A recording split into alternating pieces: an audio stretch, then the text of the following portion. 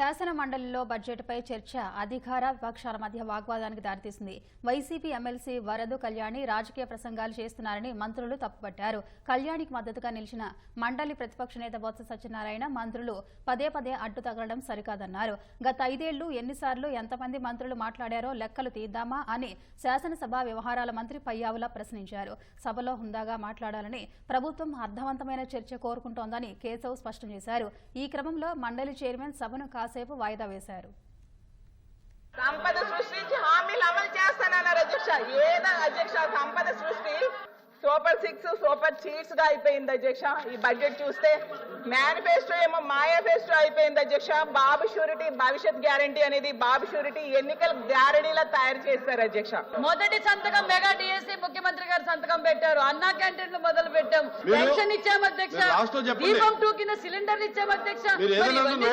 ఉన్నారు కదా మరి సిపిఎస్ రద్దన్నారు. వాళ్ళు ఏం చేశారు అధ్యక్ష?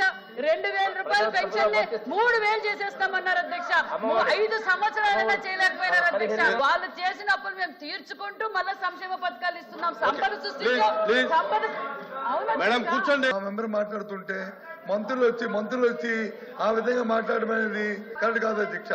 సభ్యురాలు మాట్లాడుతూ చాలా డెరగేటరీ కామెంట్స్ చేసినప్పుడు సహజంగా ప్రభుత్వంలో అసలు మోసం అనేటువంటి పదాలు మాట్లాడినప్పుడు సభ్యులు ఏమన్నారంటే మోసానికి పేటెంట్ వైఎస్ఆర్సీపీ అనేటువంటిది ఆవిడ మాట్లాడారు. ప్రొవొకేషన్ ఎట్నుంచి వచ్చింది అనే దాన్ని బట్టి ఇవన్నీ ఉంటాయి.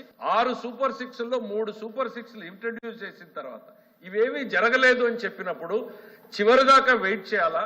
చెప్పుకునే ప్రయత్నం చెప్పిన దాంట్లో మాకు చెప్పడం కాదు సార్, వాళ్ళ సభ్యులకు కూడా చెప్పాలి. చెప్తే హోందాగా ఉంటుంది. రామకృష్ణ మాట్లాడారు అధ్యక్ష. ఏక్వా గురించి చెప్పారు. ఇది ఆయన పుస్తకమే. గ్రామీణ ఆర్థిక వ్యవస్థ స్థూలం పెంచడంలో పశువుల సంవర్ధన కీలకపాత్ర పోషిస్తుంది. కోళ్ల పెంపకంలో మన రాష్ట్రం దేశంలోనే 2వ స్థానంలో ఉంది. మాంసం ఉత్పత్తిలో 4వ స్థానంలో ఉంది. మరియు పాల ఉత్పత్తిలో 5వ స్థానంలో ఉందని ఈ 4 నెలలు ఇవన్నీ వచ్చాయి అధ్యక్ష. 5 సంవత్సరాల పరిపాలన వచ్చాయి కదా అధ్యక్ష.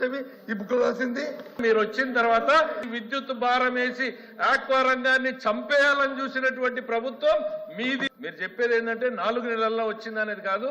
2014-19లో వేసినటువంటి పునాదులతో ఈ రాష్ట్రంలో ఆక్వా రంగం దేశంలోనే ఫస్ట్ పొజిషన్ పోయింది.